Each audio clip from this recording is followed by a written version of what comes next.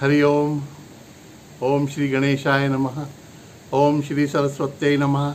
ओम श्री गुरुभ्यो नमः। ओम समस्त जन कल्याणे निरतं करुणामयं नमामि चिन्मयं देवं सद्गुरुं ब्रह्म विद्वरम। सद्गुरुं ब्रह्म विद्वरम। मित्रों, आज चिंतन के लिए 15वें गुरु हैं मधुहा, मधु हरण करने वाला, शहद चुराने वाला। तो ये कथा शुरू होती मधुमक्खियों से। हम देखते हैं कि मधुमक्खियाँ दिन भर फूलों पर बैठती हैं, बागों में घूमती हैं, परागकण जमा करती हैं, लेकिन उसका आस्वाद स्वयं नहीं लेती हैं। वह एक छत्ते में जमा करती हैं और कालांतर में उस छत्ते में मधु तैयार होता है, शहद तैयार हो जाता है। एक शहद निकालने वाला देखता रहता है कि कहाँ पे ये सब छत्ते तैयार हो रहे हैं। जब छत्ता तैयार हो जाता है तो रात को वो मशाल जला के आता है और छत्ते के नीचे पकड़ता है।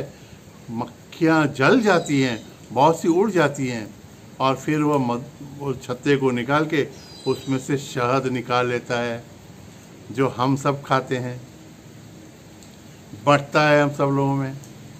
देखिए, बनाने वाला कौन, निकालने वाला कौन और मजा मारने वाला कौन। तो अवधूत यदु को कहते हैं, देख भाई संभाल, ये धन संचय के पीछे ये जो संभाव्य धोखे हैं उनको समझ के तू रहे। गृहस्थाश्रम ये तो बहुत ही अच्छा आश्रम है।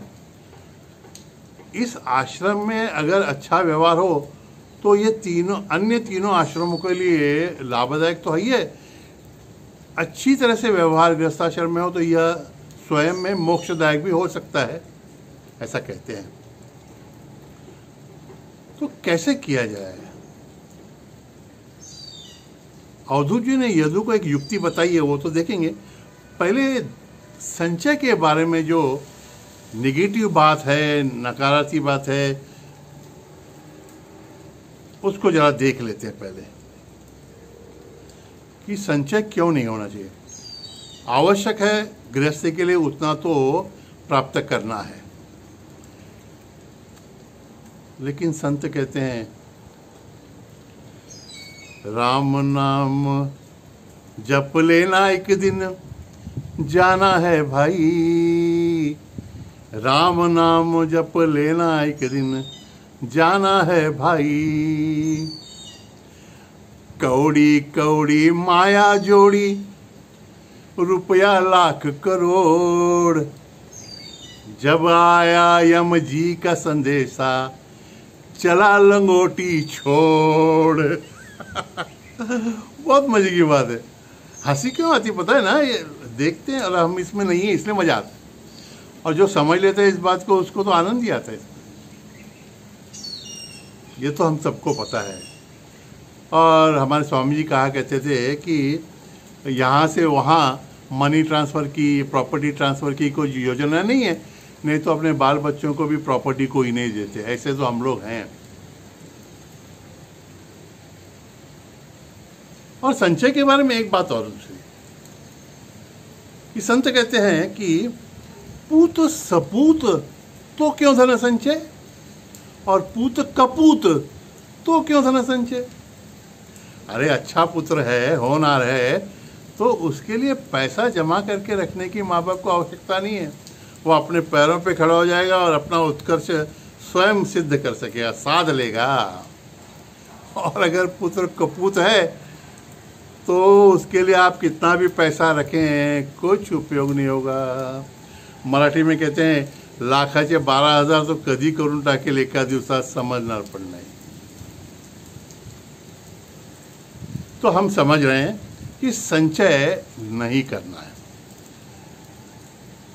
लेकिन गृहस्थाश्रम में संचय थोड़ा करने को मिल जाए तो अच्छा है।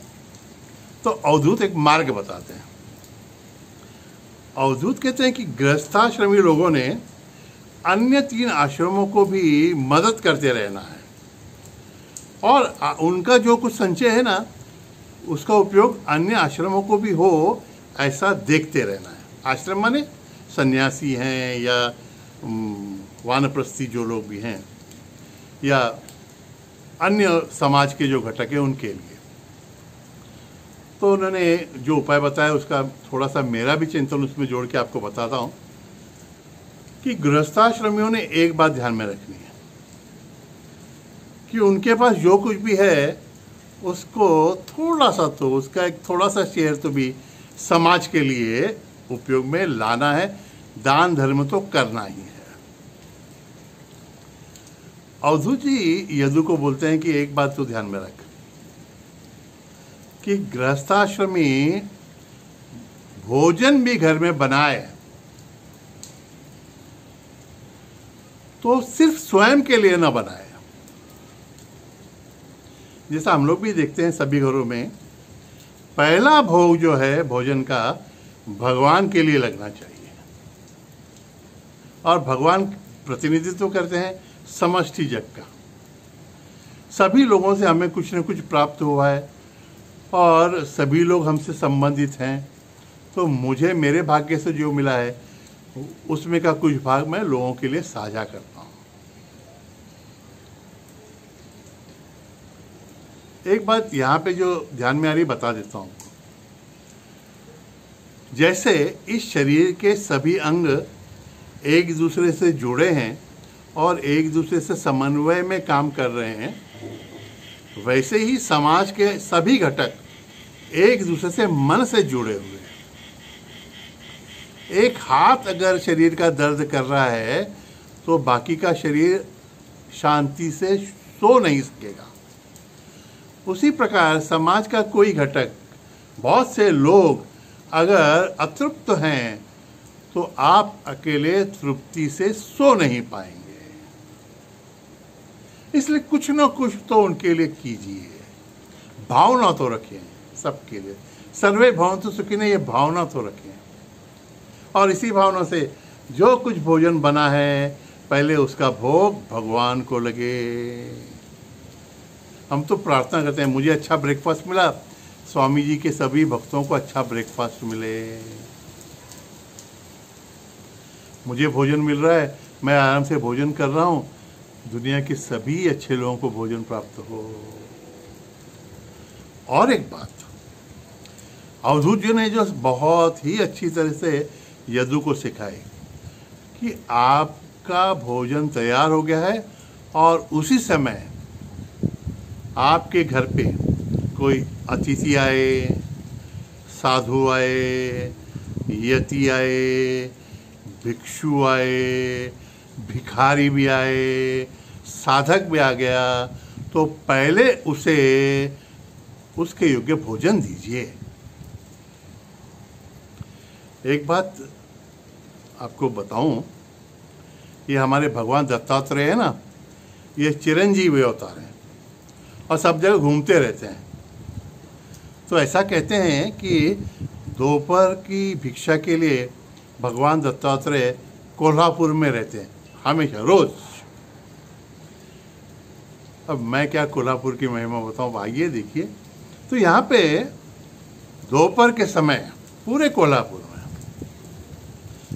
खासकर इस करवी नगरी में, दोपहर के समय कोई भी भिक्षा मांगने वाला आ जाए दरवाजे पे तो उसे खाली हाथ नहीं भेजते, कुछ न कुछ तो कोरान तो देते ही हैं। अवधूत ने बता के रखा है कि ऐसा भोजन के समय कोई आ गया और उसको आपने कुछ भोजन नहीं दिया तो आप पाप के भागी हो जाते हैं, और उसको योग्य भोजन आपने दिया तो भोजन ले जाने वाला वो जो यति है, भिक्षु है, वो गृहस्थ के 5 प्रकार के पापों का क्षालन कर देता है, ले जाता है। वो 5 पाप कैसे हैं? वो अनजाने में गृहस्थ लोगों से होते रहते हैं, उनका वर्णन आवश्यक नहीं है, लेकिन अनायास अनजाने जैसे पाप हो जाते हैं उनका क्षालन भी भिक्षु को भोजन देने से हो जाता है। और वो भिक्षु, वो सन्यासी, वो यति क्या करे? खाना खा के आराम करे, सोता रहे, नहीं नहीं, उसके लिए भी कुछ विधि निषेध है। ऐसे लोग जो भिक्षा मांग कर खाते हैं, उन्होंने तप करना है, साधना करनी है, जप करना है, समाज के सभी घटकों के लिए प्रार्थना करनी है, और विशेषकर जिनसे वो भोजन प्राप्त हुआ है उनके सभी पापों के क्षालन के लिए प्रार्थना करनी है। इसे कहते हैं अन्योन्याश्रय, सिम्बायसिस। गृहस्थ सन्यासियों के उदर निर्वाह की चिंता करे और सन्यासी गृहस्थों का जीवन सुखी हो, इसके लिए तप करे। अगर हम ऐसा करेंगे तभी गृहस्थों का गृहस्थाश्रम और सन्यासियों की साधना भी अच्छी तरह से सफल होगी। इसके लिए अगर धन संचय हो रहा है और इसी के लिए उसका उपयोग हो रहा है तो नथिंग लाइक दैट। तो ऐसा समझ के हम दोनों मिलकर करेंगे और दोनों यथोचित मार्ग से प्रगति करते रहेंगे। अवश्य करेंगे, भगवान की कृपा हम लोगों के साथ में। हरिओम तत्सत, हरिओम तत्सत, हरिओम तत्सत। दिगंबरा दिगंबरा, श्रीपाद वल्लभ दिगंबरा।